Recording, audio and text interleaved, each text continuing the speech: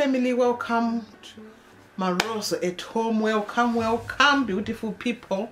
So in today's video we are going to be talking about the part 2 of my previous video where I was talking about how the process we took to purchase our property. So if you haven't watched that video, I'm going to put the link somewhere up there if you can have a look of the part 1. So in the last video we were talking about we ended up on endowment charge, and then endowment charge.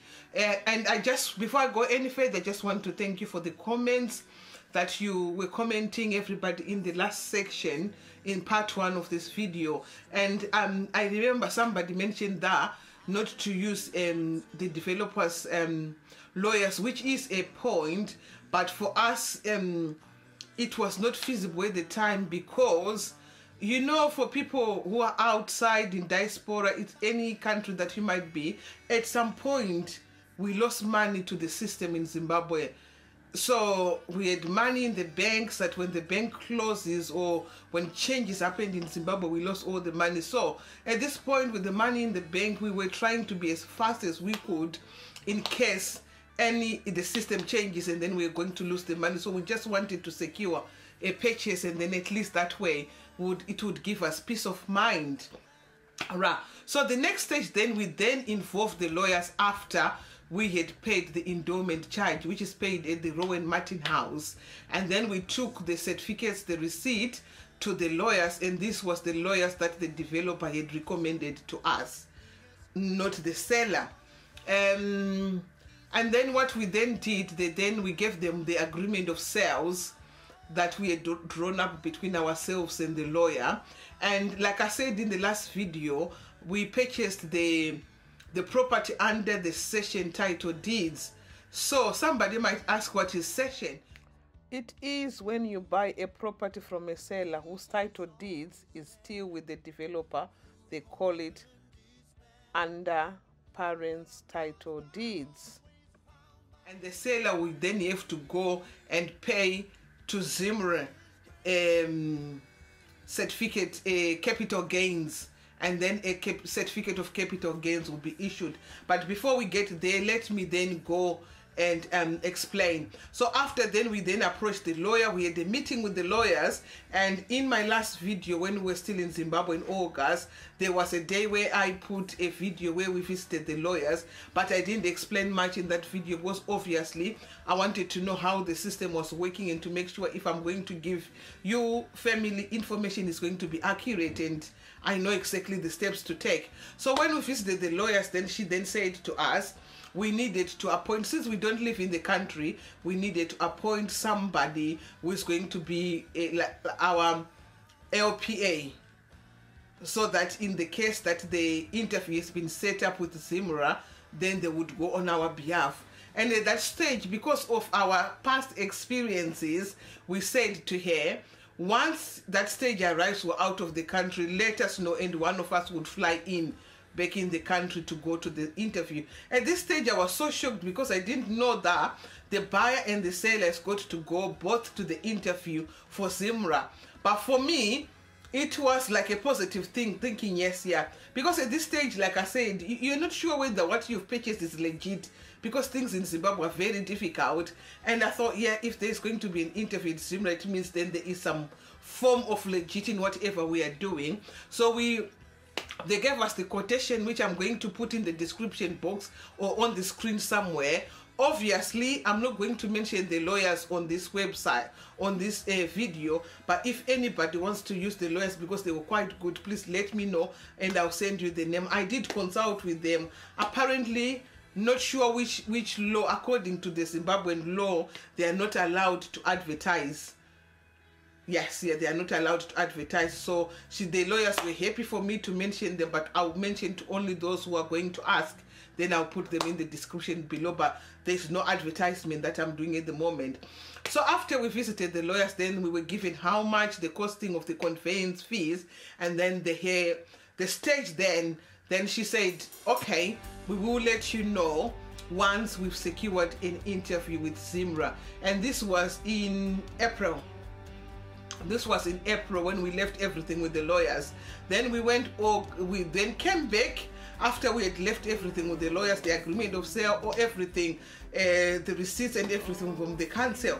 So the lawyer's job then was what they wanted to know, which was in the agreement of sale, who was going to pay for the capital gains. That was the first question. The second one was who was going to pay for the 3 months rates and taxes at the council. And then the third one, how we were going to pay the conveying fees. Was it the seller we paying for both the buyer and seller? Or yes, yeah. Apparently in Zimbabwe you can agree. So for us, we were going to pay the conveying fees. The rates and taxes, it was the seller. The capital gains was the seller. So then the lawyer explained to us about cession, because at the time we didn't have quite a good insight.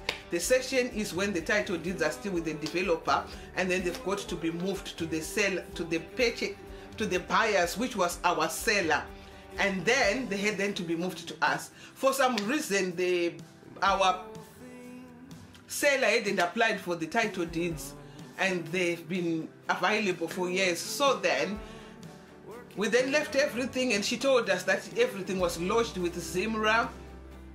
The developer had paid their capital gains, and then the Zimra would issue a capital gains certificate, and this certificate is the one that is now used to go and lodge for the title deeds. But then because we purchased from a third party apart from the developer, then the seller had then to pay again for capital gain certificate, so that the title deeds then will move from the developer into the seller, and then straight away they would move into our name, so that there is an audit trail, even though they were not going to be given a copy of the title deeds, but the title deeds had to go in their name, and they had to go to pay for their due taxes to the government. So then we then came back here and left it there, and then we were waiting for the lawyer to let us know that the Zimra now wants an interview. So this was in April. We left May, June, July, August. We just went as our usual trip, and I think on our second day after we arrived, we then had a call from the lawyer to say we have secured an interview with Zimra. Will you be able to attend? And we went, oh, thank God, we just landed yesterday, we're in the country. So the interview was, we went with one of the lawyers. The lawyer would go in, he have a meeting with Zimra, and then the buyer went in, no, the seller went in, had their interview, and then we had our interview. So they will be asking you, are you related? The second question was, how much did you purchase the property? What is it that you've purchased? So you've got to be specific, so that whatever you are going to say is going to match what's on the title, on the agreement of sale. Then they would want your ID, your signature, and your ID number. So we provided everything. The interview wasn't that long, I think 10 minutes. We had finished the interview, and they said yes, yeah, everything is fine. Then they would issue the invoice of how much capital gains the seller needed to pay, and then after the seller has paid their capital gains fee, then the certificate will be produced. So to make things easier, because the lawyers were the ones that were dealing between our seller and the developer, so we all ended up using the same lawyers to make things easier, move smoothly for us, which, looking at some of the comments, it was a bit risky, but at the time we didn't know that we are venturing into a risky business. So then we then came back and waited, and then the lawyer then contacted us to say they now have they're now in hold of both certificate of capital gains and are ready to lodge for title deed. So they then went to the city council to get an itinerary of all the owings, the current rates, everything, because for you to go and lodge the title deeds, the credit at the council is got to be zero. Mind you, at the moment we are paying for bin services, but there's no bin services. We are paying for rates, and there's no even water because we use borehole water.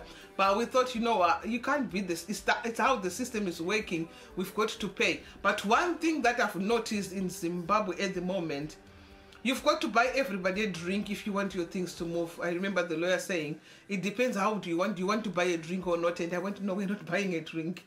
We're just go and ask the council how much it is, and then the invoice was issued. The lawyer emailed the invoice to us, and they are actually quite good lawyers, so we sent money to them. They went to the council, they paid all the owing rates, and they sent us an invoice, and then lastly the title deeds were lodged. So this is how the process then that we went through. And I know if you've got any questions, please do put them in the comment section.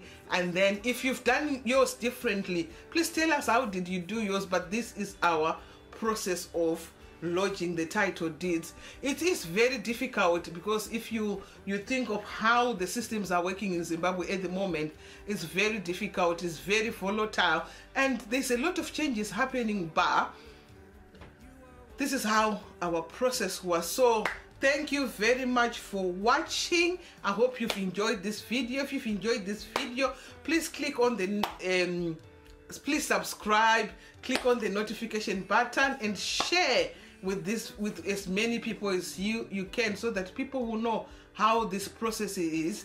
And in the next video, I'm going to talk about why are we as Zimbabweans living in diaspora building in Zimbabwe when things are not getting any better. Things are getting worse. We talk about the healthcare system, we talk about how everything is different. So if you've got anything to contribute to that discussion, that's going to be my video in the next 2 weeks, and we will talk about why we are building.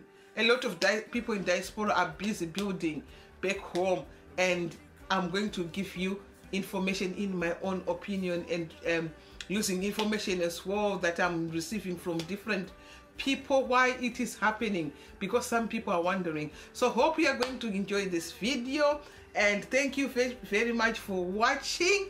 Thank you. Bye.